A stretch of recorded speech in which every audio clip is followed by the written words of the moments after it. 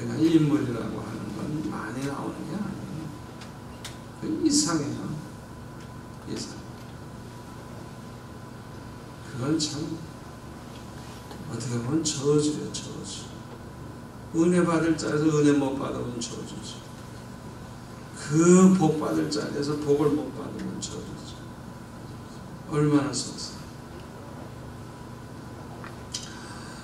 여러분들이 이제부터라도 하나님 마음 감동을 시켜가지고 정말 하나님이 기뻐하셔서 그냥 하나님이 사랑해 주시고 축복해 주셔서 기도하는 것은 물론이고 생각만 해도 이루어지고 계획을 쫙 세워놨는데 지금은 불가능한데 나중에 보니까 그냥 계획이 다 이루어지고 이런 축복받는 비결 가르쳐 드릴까요?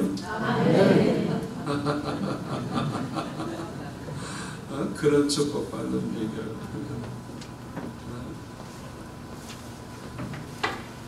그런 축복을 받는 비결. 하나님이 그냥 너무너무 기뻐하셔서 우리가 기도하는 것뿐만 아니라 생각만 해도 이루어지고 말만 해도 이루어지고. 제가 며칠 전에 지난 토요일날 이제 결혼식 하는 아가씨가 신랑을 데리고 와서 기도해달라고 해서 이제 기도를 해줬어요. 근데 이제 이 아가씨는 카나다에 살고 신랑은 이제 우리 교회 교인 지사님의 아들인데 기도해달라고 왔어요.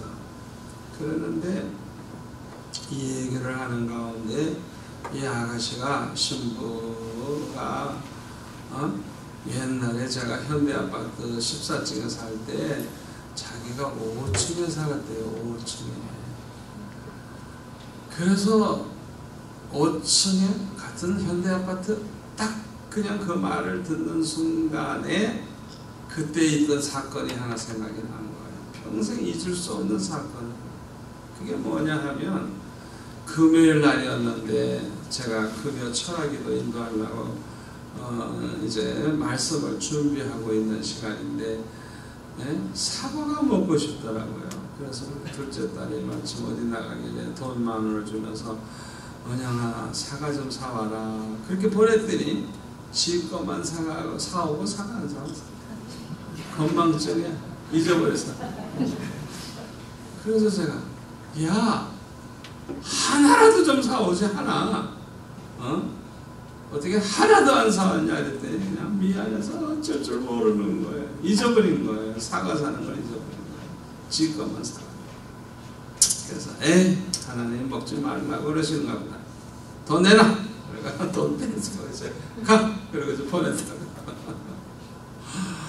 그렇게 보내놨는데 글쎄 얼마 후에 우리 아들이 접시에다 사과를 깎아가지고 들고 이렇게 와서 아빠가 하도 사과 하니까 주님이 보내주셨다고 그러면서 사과를 가져온 거예요. 그래서 야, 이 사과 어디서 났어?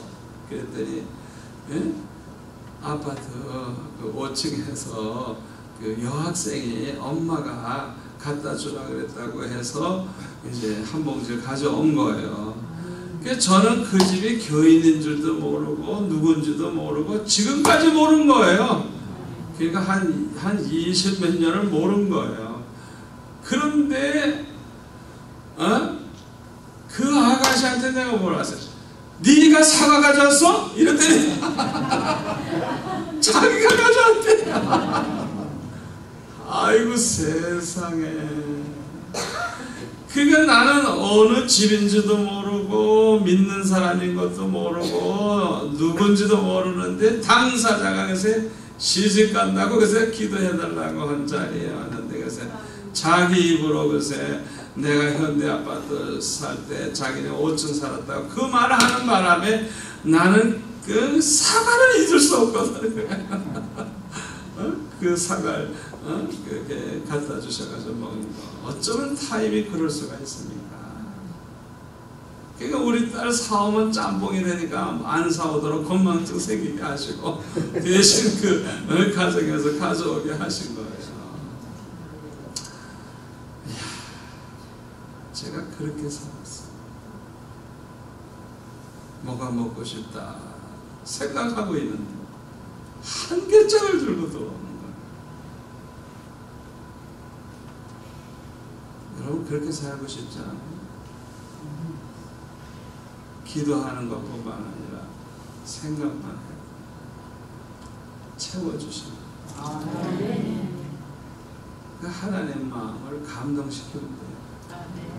주님 마음을 감동시키는 삶을 살면 돼요. 그냥 주님의 마음이 감동을 받으시는 그런 삶을 살면 돼요. 주님의 마음을 감동시키는 방법의 첫째가 뭐냐 하면 로마서 12장 1절에 너의 몸을 하나님이 기뻐하시는 거룩한 산제사로 드리라. 하나님이 기뻐하시는, 그래서 하나님이 기뻐하시는.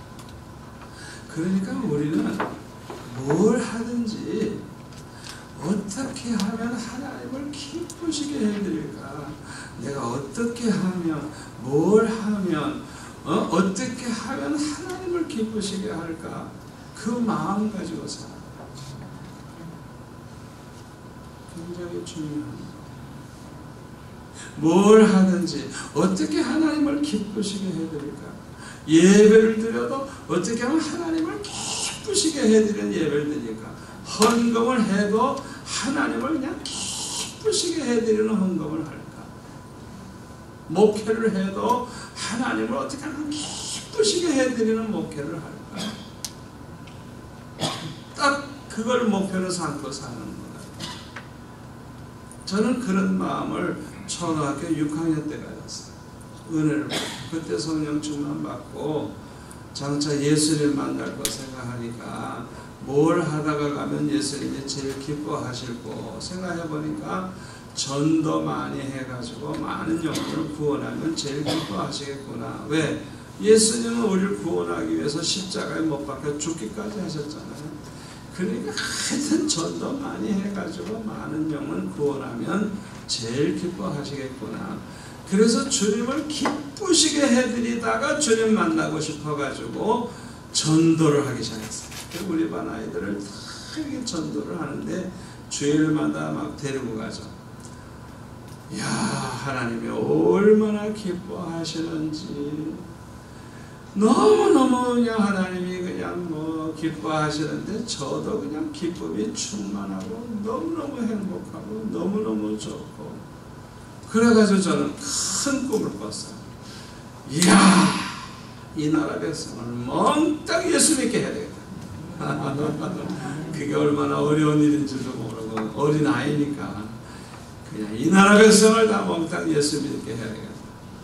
그러려고 하면 훌륭한 목사님이 돼야 되겠다. 훌륭한 목사님이 되려고 하면 공부도 열심히 해야 되겠다.